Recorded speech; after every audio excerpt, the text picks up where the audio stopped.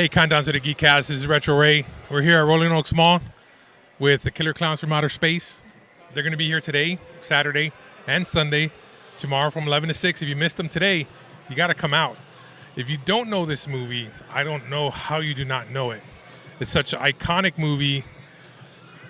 You getting the role, just like I talked to Grant earlier, did you think this would happen with this movie? I had no idea. No idea. But this is the fringe benefit of doing a movie like this. It's a fun movie. It was a fun movie to work on. And the fact that 35 years later, people appreciate it, are willing to pay for an autograph, I'm tickled pink.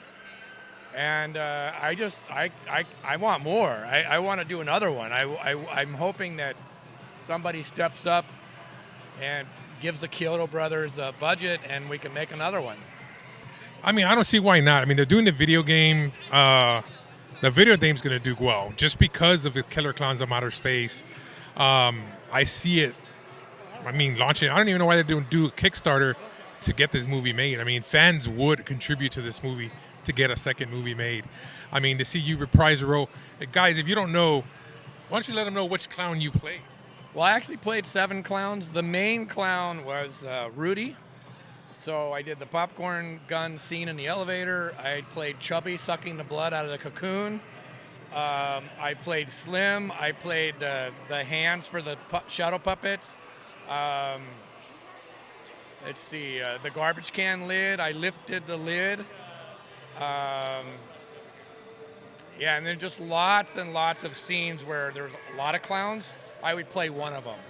And a lot of times I wouldn't know which clown I was, and I wouldn't know who anybody else was either. We were just all clowns in a scene, action, like the Funhouse. I think I was Rudy in the Funhouse, but I'm not positive because it's a group scene. I just remember going through and really having to be careful running because everything was moving and yeah. So, what was the process on putting the suits on? Was it a tedious process to get them on? Like, how long? It really was simplified to the point where they put you in costume, kind of push your face into it, and then seal the back with airplane glue, and then the rest was magic. I mean, the costume would kind of dictate to an extent how you would be able to walk and perform because you're wearing these huge shoes. You have to walk funny. But I'm already lanky, and I'm already, a bigger person. So my gait, I think, accentuated the clown costume. And then, of course, I was pretty physical, so I could do almost anything. So, getting back to that, how did you get into this role? Like, did you go to clown school, or what was it that you got in acting? Was it stunt work? What was it that helped you get this role? I just showed up to be an extra, to be honest with you. I was living in Santa Cruz at the time, and I had graduated from UC Santa Cruz, and I was a basketball player on the basketball team. So I was writing a script, and then I heard about this casting call to be an extra, and I showed up to be in a crowd scene, and they said, "My God, you're a really big guy. You think you could try on a clown outfit?" I said, "Sure, why not?" And then I heard, I think it was Stephen Kyoto say, "Who is that clown?" And they looked at their clipboard and they said, Harrod Blank. Well, ask him to stay after. So after the shoot that day, I stayed after, and they had me do a few things, act drunk and kill somebody and do some other things. And they said, "Are you busy for the next 2 weeks?" I said, "No." Said, "You want to play clowns for 2 weeks?" I said, "Sure."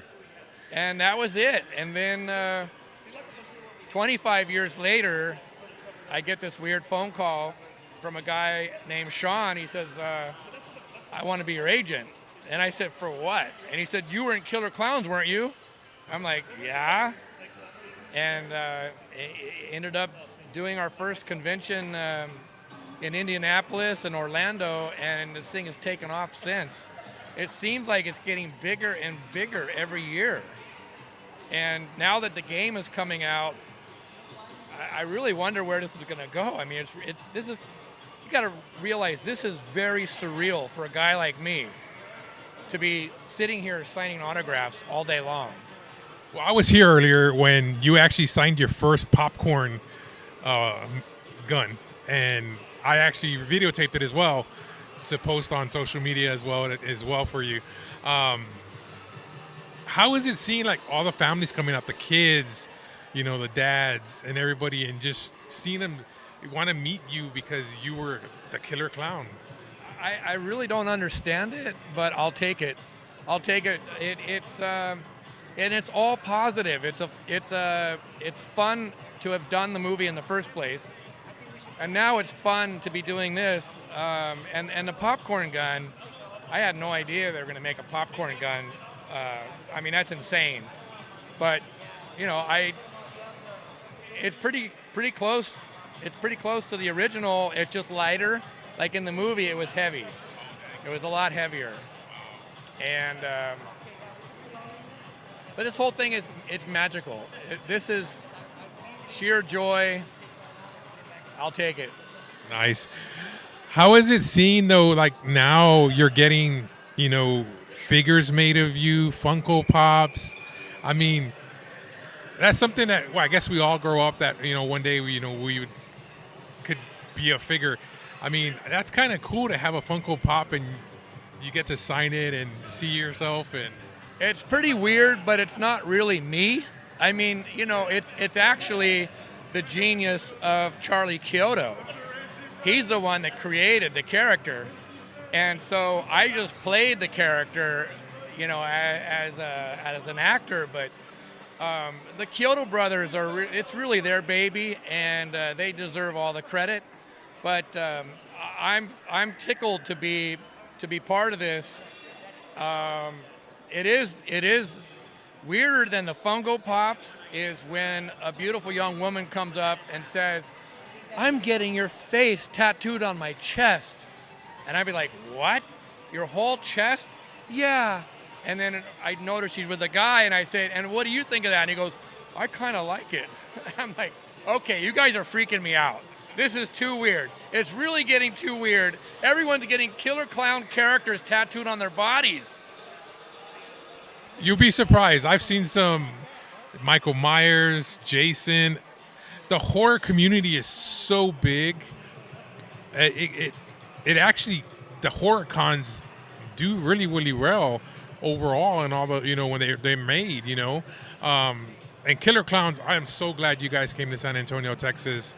We always get overlooked, by Austin, Dallas, Houston, but I really appreciate you coming to San Antonio, coming to this cool event. Where else can fans find you again? What other shows are you doing?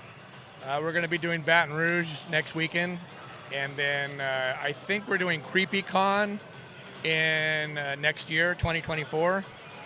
Other than that, we don't have anything actually booked, but I imagine that there's going to be more events that pop up that are different and creative. Like this one here in San Antonio this is different. We're the only act here really as celebrity-wise from a film, and it's kind of it's unique. And actually the energy here is really almost euphoric. I mean, everybody is really into it, and it's kind of magical. This is a good gig. Well, sir, thank you very much for taking the time. This is Countdown to the Geekcast. Like I said, you got to come out tomorrow. Don't miss it.